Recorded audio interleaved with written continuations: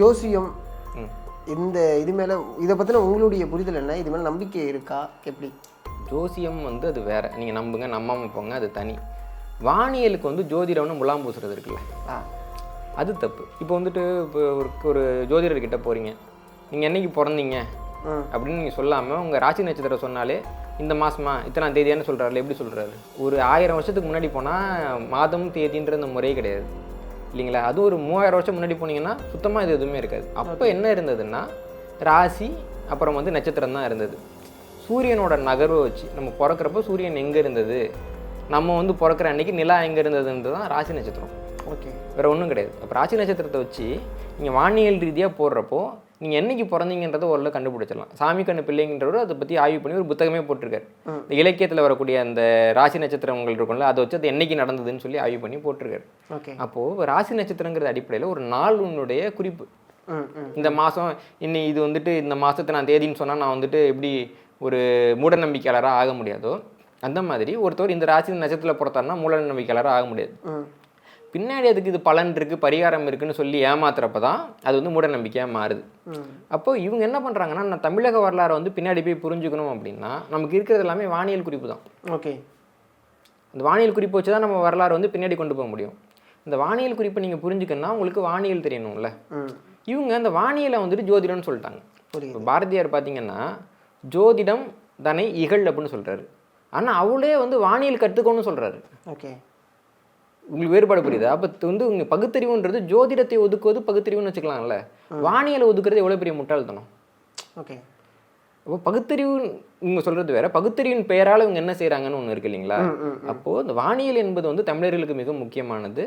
இரும்பு காலகட்டத்துக்கு நமக்கு வந்துட்டு ஒரு பெருமை இருக்கிற மாதிரி அந்த காலகட்டத்திலேருந்தே நமக்கு வந்துட்டு இந்த நாட்காண்டின்ற ஒரு பெருமையும் இருக்குது. நம்ம அப்பயே வந்துட்டு ஒரு நாட்காடியை வடிவமைச்சு சூரியனுடைய நகர்வை, சந்திரனோட நகர்வை, 5 கோள்களுடைய நகர்வை வச்சுட்டு ஒரு நாட்காட்டியை உருவாக்கி இன்றைக்கி புத்தாண்டு வரும். இப்போ வந்துட்டு முதல்ல பிறக்கிறது வந்துட்டு இளவேனில் காலம், அப்புறம் முதுவேனில் காலம் வரும் அப்படின்னு சொல்லி காலங்களை பிரித்து அந்த காலகட்டத்தில் வந்துட்டு பெரும்பொழுது சிறுபொழுதெல்லாம் பிரித்து நம்ம வந்துட்டு ஒரு பெரிய ஒரு கால வட்டத்தை உருவாக்கியிருக்கோம்.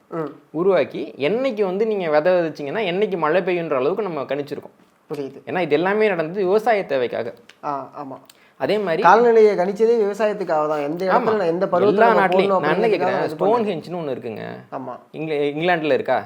ஸ்டோன் ஹெஞ்சும் வந்து காலநிலையை கணிக்கிறதுக்காக உருவாக்கப்பட்ட ஒரு காலண்டர் தான். இங்கிலாண்டில் அது கண்டுபிடிக்கிறதுக்கு என்ன மாதிரியான பரிசோதனை பண்ணாங்க, 56 ஆண்டுகளுக்கான காலண்டரை எப்படி வந்து இயக்குனாங்கன்றதை பற்றி இருக்குது.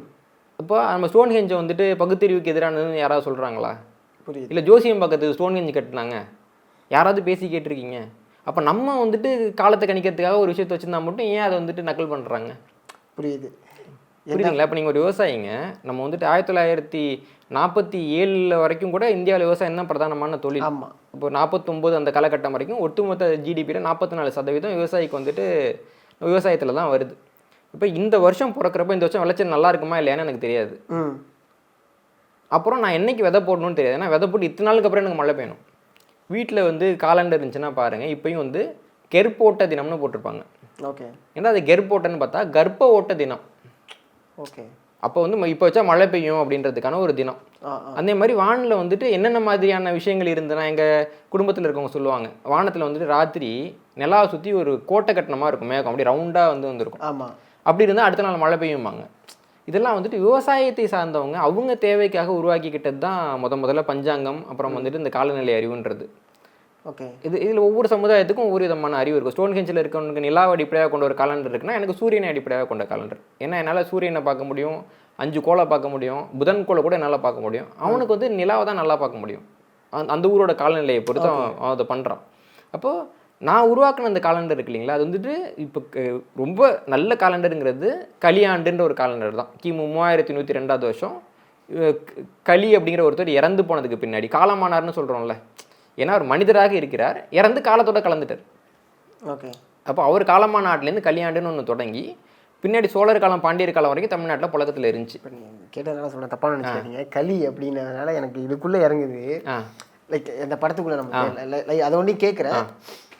களி அப்படின்னு சொல்லிட்டு நம்ம சொல்கிறோம்ல, இந்த படத்தில் வந்து களிங்கிறவரை ரொம்ப கலியுகம் அப்படிங்கிற மாதிரி சொல்லியிருப்பாங்க. இந்த யுகத்தின் அடிப்படையில் எடுத்திருப்பாங்க. அவரை பின்பற்றி ஒரு ஆண்டு வைக்கிறது சரின்னு நினைக்கிறீங்களா? நான் தெரியாமல் என்னன்னாங்க, களின்றது வந்து கிருஷ்ணனோட பேர். ஓகே. களிய பெருமாள் கேள்விப்பட்டிருக்கீங்களா? கேள்விப்பட்டிருக்கேன். களியன்னு கூட கேள்விப்பட்டிருக்கீங்களா?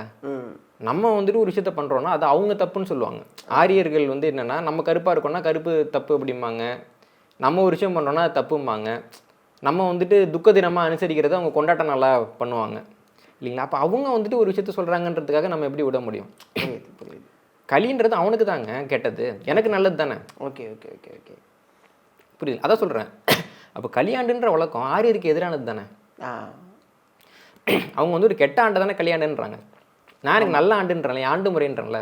அதை நீக்கிட்டு திருவள்ளுவர் ஆண்டுன்னு புதுசாக ஒன்று கொண்டு வந்து பகுத்திரிவுனா என்ன கதை? 2011 தை 1 வந்து தமிழர் புத்தாண்டா மாற்றணும் அப்படின்னு சொல்லிட்டு கருணாநிதி அறிவிச்சார். அதுக்கு என்ன காரணம்? வானியல் படி சித்திரை தான் வந்து தமிழர்களுக்கு புத்தாண்டு. ஆனால் இப்போ சித்திரை புத்தாண்டை வந்து தமிழர்கள் கொண்டாடலாமா? ஏன்னா அப்போது தெலுங்கு பேசக்கூடிய மக்கள் ஆட்சியில் இருந்த காலகட்டத்தில் அவங்களுக்கு வந்து சைத்திர மாதத்தில் தான் புத்தாண்டு. நமக்கு சித்திரைன்னா அங்கே சைத்திரை கொஞ்சம் மாறும் இல்லைங்களா? அப்படி இவங்க சைத்திரையில் கொண்டாடுறப்ப நம்ம சித்திரையில் கொண்டாடுறப்ப சில நாள்கள் தான் வேறுபாடு இருக்கும். அப்போ என்ன நம்மளும் அவங்களும் ஒன்றா புத்தாண்டு வருதுன்னு சொல்லிட்டு நாயக்கர் ஆட்சி காலத்துக்கிட்டத்தில் நீங்கள் இந்த புத்தாண்டு கொண்டாட வேணான்னு சொல்லி அப்புறமா நம்ம வேறு வழி இல்லாமல் பொங்கலில் கூட சேர்த்து கொண்டாட ஆரம்பித்தோம், தையில் கொண்டாட ஆரம்பித்தோம். பின்னாடி நம்ம வந்துட்டு சுதந்திரம்லாம் வர்றப்போ நம்ம இயல்பாக வந்துட்டு வானியல் படி சித்திரையில் கொண்டாட ஆரம்பித்தோம். இவங்க என்ன பண்ணாங்கன்னா, அந்த இழிவால் செய்யப்பட்ட காரியத்தையே நம்ம பண்பாடுன்னு கற்பிக்க ஆரம்பித்தாங்க. ஓகே.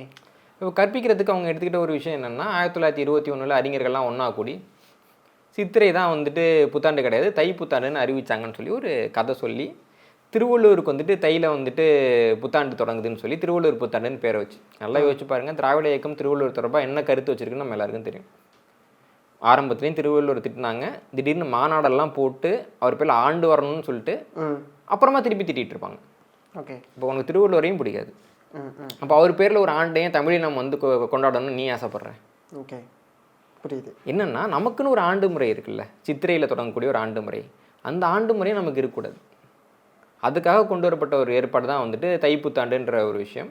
பின்னாடி ஜெயலலிதா அவர்கள் வந்துட்டு முதலமைச்சரானப்போ சட்டப்பேரவையிலே கேட்டாங்க, நீங்கள் வந்து 21 வந்துட்டு இந்த மாதிரி அறிஞர்கள் தீர்மானம் போட்டாங்கன்னு சொன்னீங்களே, அதுக்கு ஏதாவது ஆதாரம் இருக்கா, அது பொய் அப்படின்னு அவங்க சொன்னாங்க. இன்றைக்கு வரைக்கும் ஆதாரபூர்வமாக தமிழ்நாட்டு அரசால் அது மறுக்க முடியலைங்கிற ஒரே காரணத்தினால தான் ஜெயலலிதா அவர்கள் மாற்றின அடிப்படையில் நம்ம சித்திரை புத்தாண்டையை கொண்டாடிக்கிட்டு இருக்கோம்.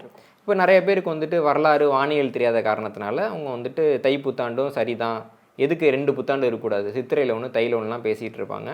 ஆனால் எந்த நாட்டுக்கும் வந்து 2 புத்தாண்டு கிடையாது. ஓகே.